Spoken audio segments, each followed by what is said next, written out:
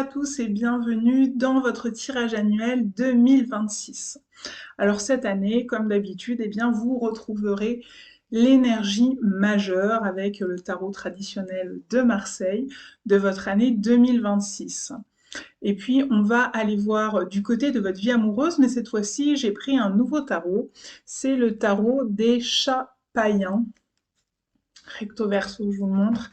Il est très sympa, il me plaît beaucoup. Donc on ira voir dans le domaine plutôt relationnel. Globalement, vous le savez chez moi, même si vous, très souvent, ce que vous voulez, c'est un tirage amoureux, moi je vous propose un tirage relationnel et vous verrez bien à quelle relation ça peut correspondre le plus. Ça peut être votre partenaire amoureux, bien évidemment, mais ça peut concerner aussi une amitié, une relation professionnelle ou une relation qui a l'air comme anodine, mais qui ne l'est pas finalement, qui prend de la place dans votre vie. Je pense par exemple à votre relation avec vos voisins. Pourquoi pas? Ou avec, si on est en train de me dire, si vous participer à une association, ça peut être ce genre de relation dans le cadre d'une association, si vous êtes bénévole par exemple, dans une association. Et puis on retrouvera avec ce tarot-ci qui est le tarot universel des déesses, et bien comme d'habitude, le tirage professionnel. Le tirage spirituel et ou au niveau de votre vitalité, on verra ce qui ressort avec le tarot au Chosen. Et puis pour terminer, un grand nouveau sur la table, profitez-en bien parce que ce ne sera que pour cette année 2026 qu'il apparaîtra. C'est un tirage avec un oracle qui s'appelle Home Sweet Home et qui vient vous raconter ce que votre maison dit de vous, ce qu'elle a à vous apprendre sur vous en termes d'introspection ou alors sur le lieu dans lequel vous trouvez, dans lequel vous vivez, la vibration de ce lieu, ce qu'elle vous apporte, le miroir qu'elle peut être pour vous-même. Voilà, je vous souhaite à toutes et à tous une très belle année 2026 en perspective. Vous le savez, 2025, je l'ai beaucoup répété, c'était une année de transformation majeure. Donc j'espère qu'effectivement cette transformation a pu éclore.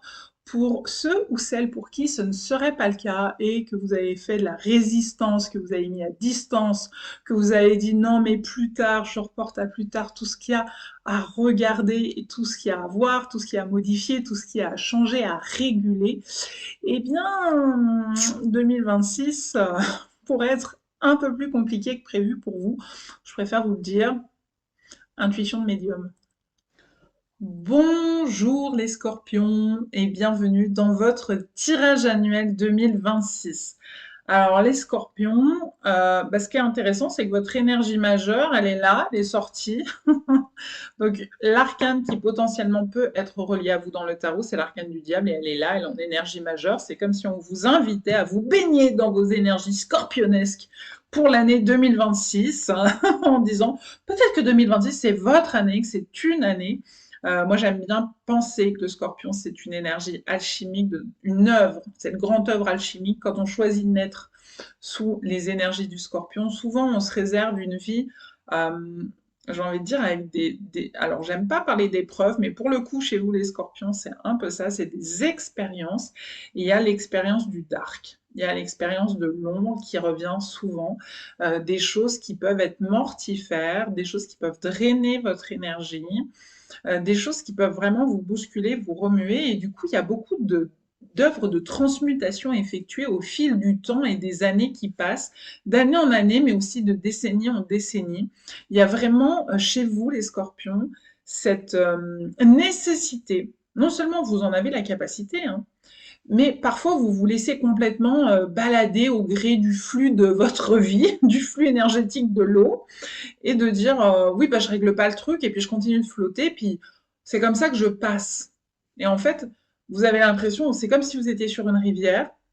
Ah bah là, il y a du remous, je suis en kayak, là je suis en train de faire une descente dans les rapides, et puis ça remue, et puis voilà. Et puis après, oh bah à nouveau c'est calme, oh, puis après. Mais vous voyez, quand vous faites ça, vous subissez le flux. Et puis surtout, ça ne règle pas ce qui a été vécu avant. Or, il y a vraiment quelque chose de très puissant chez vous les scorpions, c'est cette capacité à alchimiser toutes ces ombres, toutes ces zones d'inconfort, tous ces remous-là. C'est tout c'est rapide quand ça brasse, là, pensez toujours à mon kayak, à cette descente en kayak. Euh, ok, c'est comme si là je vous disais, bon bah maintenant vous avez planté le kayak, la pagaie sur le bord de la rive et vous allez aller affronter l'endroit où ça remue pour pouvoir vous en libérer et repartir au gré du flux de l'eau jusqu'au prochain remous, jusqu'au prochain rapide. Vous nettoyez. Vous nettoyez, vous repartez, vous nettoyez, vous repartez. C'est je libère, je libère, je libère. Je libère des couches en fait. Et là, bah, pour le coup, sans doute que 2026, c'est là. Alors, il peut y avoir la question quand même de l'argent qui apparaisse en 2026, les scorpions, de soit comment je gère mon argent, ça c'est possible, et comment je maintiens une indépendance financière, une autonomie financière, comment je gagne en autonomie financière. Voilà, peut-être ça l'idée.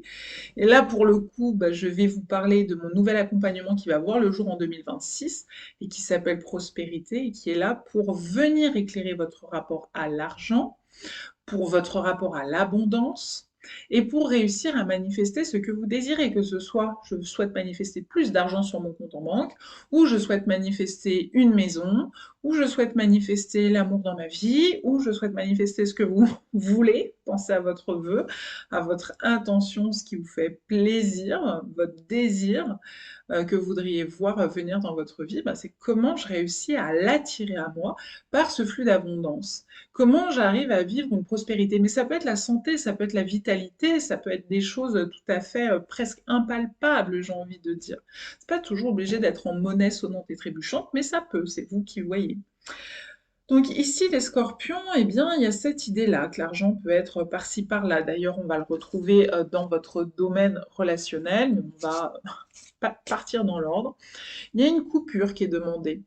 Avec cette as d'épée, et à savoir couper, trancher, avec certainement une relation en particulier, qui peut-être prend trop de place, qui peut-être est en train d'être un peu envahissante, qui prend un peu trop d'énergie, et on vous demande de, ok, maintenant peut-être qu'il s'agit de laisser partir.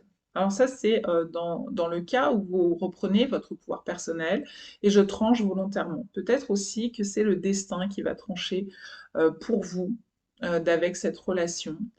Et ça peut passer par une mort effective, tout simplement parce que je le redis, c'est votre énergie qui est ressortie ici, c'est celle du scorpion. Et l'énergie du scorpion est liée à la planète Pluton, qui est la planète aussi qui est liée aux morts, aux crises, aux décès, au départ, etc., etc. Donc ça peut être, en tout cas, il y a une perte, il y a un tranchant, est-ce que je suis assez courageux, courageuse pour trancher cette relation? Il y a besoin de venir trancher et un peu comme faire le vide. Mais on retrouve vraiment vos énergies du scorpion qui s'expriment là-dedans. Cette capacité à nettoyer, ça fait du remous, ça fait du remous de soit perdre quelqu'un, d'avoir l'impression de subir une perte, quand on subit une perte d'un être cher, mais, ou quelqu'un qui prenait beaucoup de place dans notre vie, ou parfois si je choisis d'arrêter cette relation parce qu'elle m'est trop mortifère, elle ne m'est plus bénéfique, suffisamment bénéfique, elle me bouffe trop, certains diraient, elle va consumer, elle est énergivore, elle va consumer mes énergies peut-être. Elle peut aussi consumer votre argent avec ces deux énergies qui apparaissent ici. Donc, il y a l'idée de s'en aller. Hein. Il y a l'idée de je quitte, je tranche et je m'en vais, je laisse derrière moi avec le 6 d'épée ce qui est obsolète, ce qui n'a plus besoin d'être à nouveau. On est vraiment dans les énergies du scorpion et je vois que sous l'énergie du diable se trouve l'énergie du jugement qui parle de la renaissance possible. Donc, comme je le dis souvent et comme je le dis dans mon accompagnement Phoenix, qui d'ailleurs serait absolument fait pour vous les scorpions, parce que c'est un accompagnement transformationnel où on apprend les 22 clés des étapes, 22 étapes pour réussir sa transformation, plus que ça pour réussir nos transmutations alchimiques. Donc c'est vraiment le programme fait pour vous, les scorpions, et il y a cette idée où, ok, je peux, à la fin, au bout du bout, renaître de mes cendres. Et le scorpion, c'est vraiment ça. Le scorpion, c'est le phénix. C'est je peux renaître de mes cendres. Il faut savoir que dans la vie, dans la vraie vie, l'animal, le scorpion, est un des seuls animaux qui résiste à une explosion nucléaire, qui reste en vie derrière une explosion nucléaire. Donc il y a vraiment ce côté waouh, et c'est même plus que Phoenix, c'est aussi mon autre accompagnement, Super Phoenix, le cran du dessus, parce qu'on parle de cette énergie nucléaire dans Super Phoenix, ça porte ces énergies-là.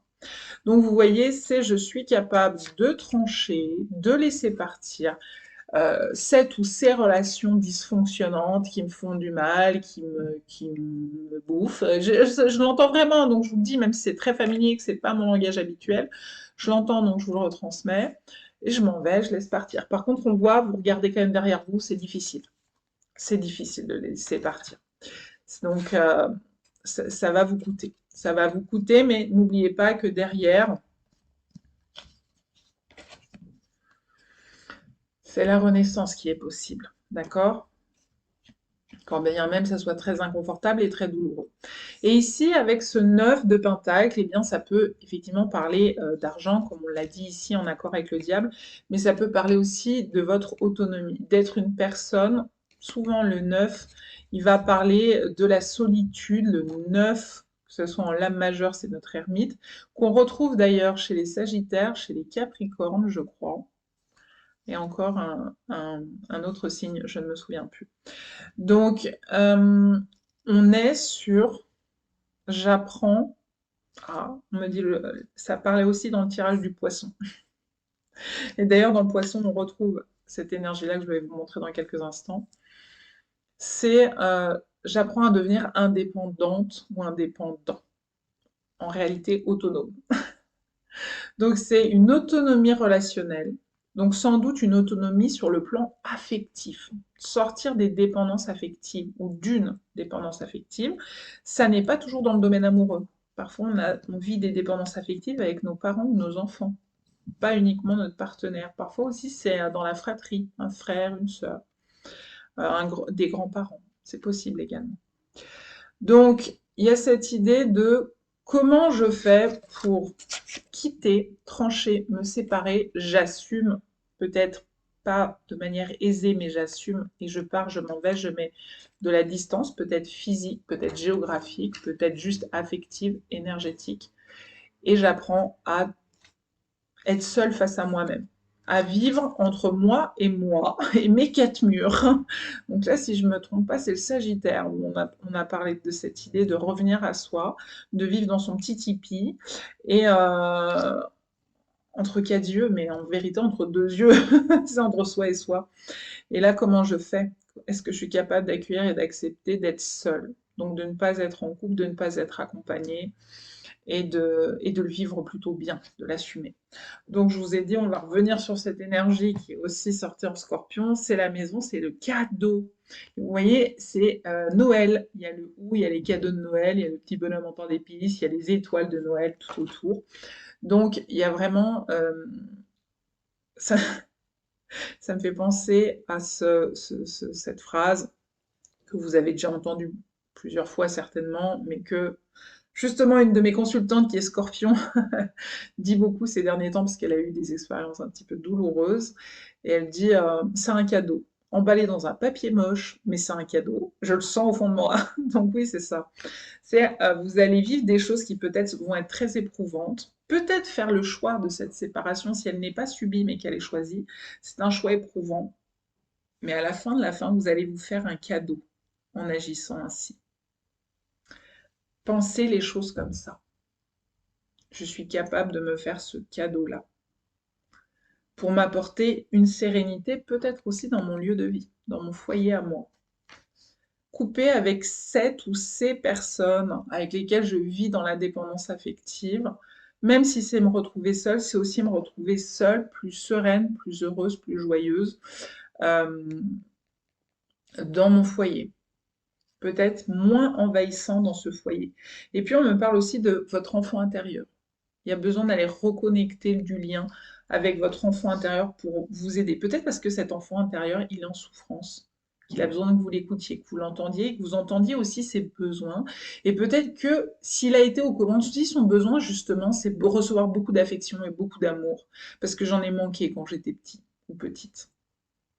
Bah, vous l'avez laissé aux commandes et vous vous êtes retrouvé dans de la dépendance affective, dans des relations de dépendance affective qui, au bout du bout, vous font plus de mal que de bien.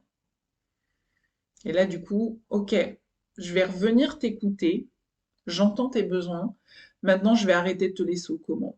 Maintenant, c'est l'adulte en moi qui va récupérer les commandes et on va faire autrement pour répondre à ces besoins d'affection que tu ressens, plutôt que d'aller voir des personnes qui au final s'avèrent toxiques, envahissantes, énergivores, vampirisantes, euh, obsessionnelles ou que sais-je encore. On va lâcher et déjà on va apprendre à s'aimer soi-même, entre soi et soi. J'allais dire entre quatre yeux ou entre deux yeux. Dans le domaine professionnel, on a l'énergie de justice qui est une arcade majeure, hein, c'est quand même assez important. Et il y a cette idée de remettre de l'équilibre dans sa vie. Certainement qu'aujourd'hui, votre vie est en déséquilibre, soit sur le niveau professionnel, et peut-être en lien, du coup, par conséquent, par effet, par cause à effet, sur le plan financier, il y a des déséquilibres. Donc remettre de l'équilibre dans votre vie financière, dans votre vie professionnelle, et ou, par conséquent, dans votre vie financière. Vous avez compris? En fait, les deux peuvent interagir dans les deux sens. Si je remets de l'équilibre dans ma vie professionnelle, peut-être que du coup, je vais remettre de l'équilibre dans ma vie financière, qui sont ces deux énergies-là. Peut-être que si je remets de l'équilibre dans ma vie financière, je réalise qu'il va falloir changer quelque chose à ma vie professionnelle pour retrouver un équilibre financier ou une autonomie financière plus importante. Et puis enfin, sur le plan alors spirituel, de la vitalité, là, c'est tombé à foison les scorpions.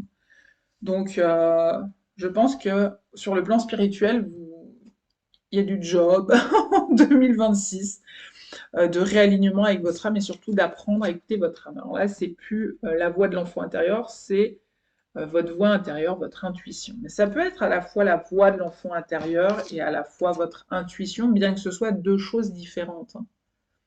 C'est pas du tout les mêmes parts de vous entre la voix de votre âme et la voix de votre enfant intérieur.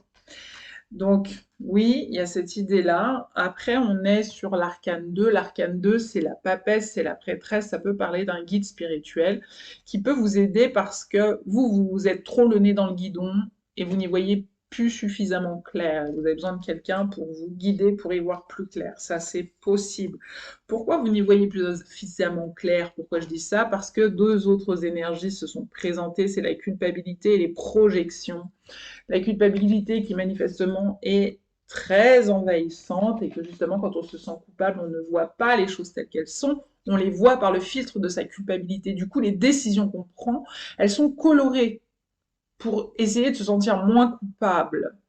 Mais c'est pas parce qu'elles... Quand on prend des décisions pour se sentir moins coupable, ça veut pas dire qu'elles sont justes, ça veut pas dire qu'elles sont sages.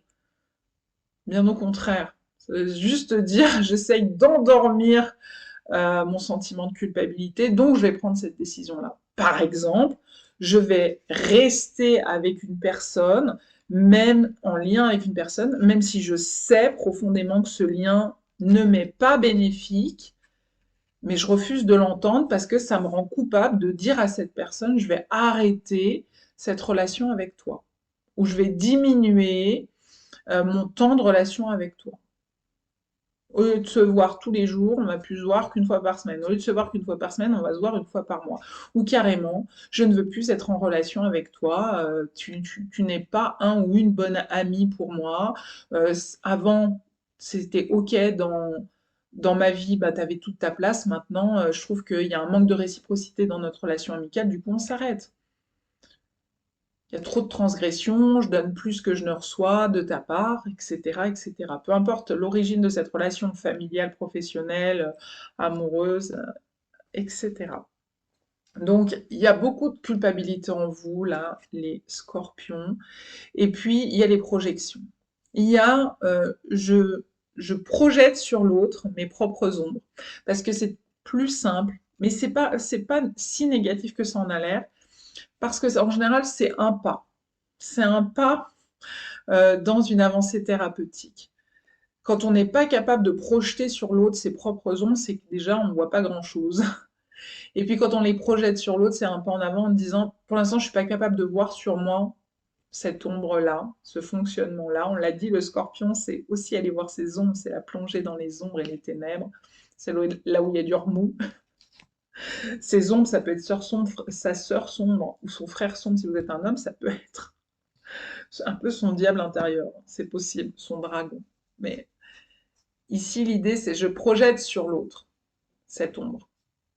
Je projette sur l'autre ce schéma de fonctionnement. Je dis, l'autre est comme ceci, l'autre est comme cela. C'est insupportable. Mais en réalité, je me rends pas compte que moi-même, je porte ce fonctionnement. Euh, Par exemple, l'autre est dans la dépendance affective, mais moi, je vois pas que je le suis aussi. L'autre, il a tout le temps besoin de moi, mais je vois pas que moi, c'est pareil. Que si je maintiens cette relation, c'est parce que moi aussi, j'ai énormément besoin de cette personne. Si moi, non, si moi, de mon côté, je n'étais pas dans la dépendance affective, comme cet autre que je désigne du doigt en disant c'est lui qui a un problème, c'est lui qui ou elle qui est dans la dépendance affective, ben, moi, si je n'ai pas le même problème, ça fait longtemps que j'aurais coupé cette relation. Et si je la maintiens, c'est que moi aussi, j'ai cette difficulté, j'ai cette problématique, j'ai cette blessure, j'ai ce schéma de fonctionnement, peu importe lequel. Donc, du coup, bah là, il est temps de, hop, le regard et le doigt, au lieu de tourner vers l'extérieur, l'autre est comme ça, c'est moi aussi, peut-être bien que je suis comme ça. Il n'y a pas que l'autre qui est pénible ou dépendant affectif ou comme ceci ou comme ça. Moi aussi.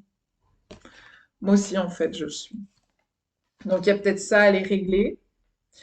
Et ici, deux énergies renversées. Là, c'est des challenges. Là, c'est comment je vais réussir à surmonter ma culpabilité, peut-être en prenant des décisions de couple et de séparation relationnelle. Comment je vais réussir à... je connais l'ombre que je désigne, je vois ça chez l'autre. Comment maintenant je vais la réintégrer en moi et me regarder moi faire dans cette part d'ombre. Voilà. Et là, on est sur des énergies renversées. Donc ces énergies, c'est la maturité, mais en fait, c'est la même. Ça, c'est le 9 d'arc-en-ciel, ça, c'est le 9 de pentacle. En fait, c'est les mêmes, mais dans des tarots différents qui, du coup, ont des significations un peu différentes.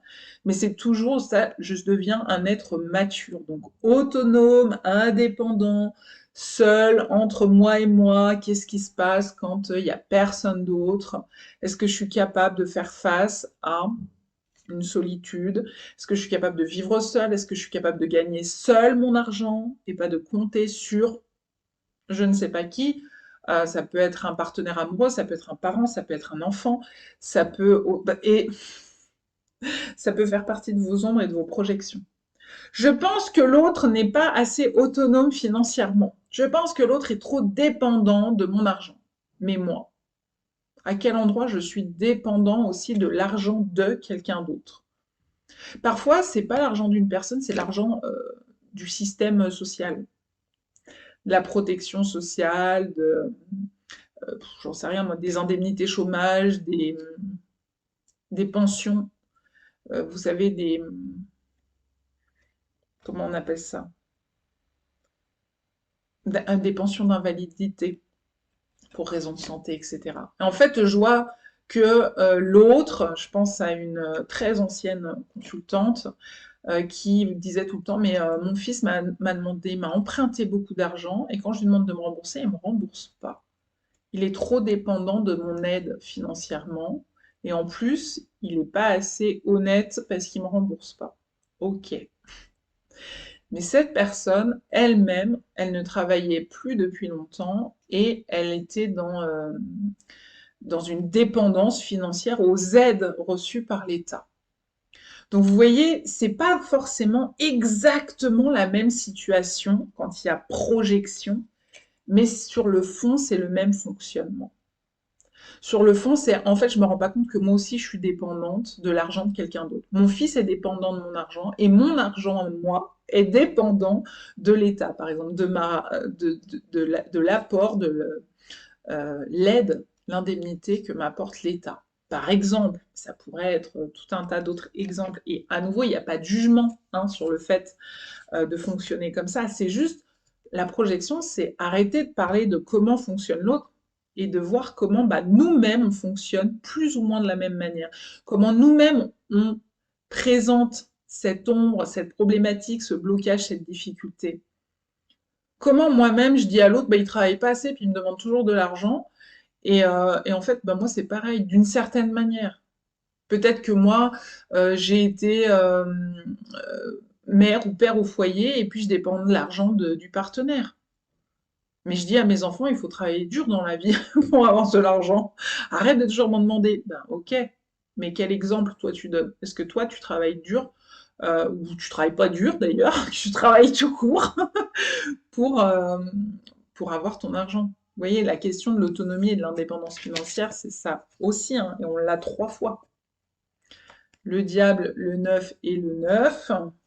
Alors 9 de pentacle, 9 d'arc-en-ciel, mais c'est la même chose. Donc c'est toute la question de l'indépendance et de l'autonomie. Est-ce que je suis une personne qui arrive à se débrouiller toute seule? Et peut-être que j'arrive à me débrouiller toute seule financièrement, moi je suis pas un scorpion sur le plan financier, nanana, mais sur le plan de la dépendance, ici c'est la dépendance, ici on est enchaîné, et cette dépendance elle n'est pas forcément financière, cette dépendance elle peut être affective dans le domaine relationnel.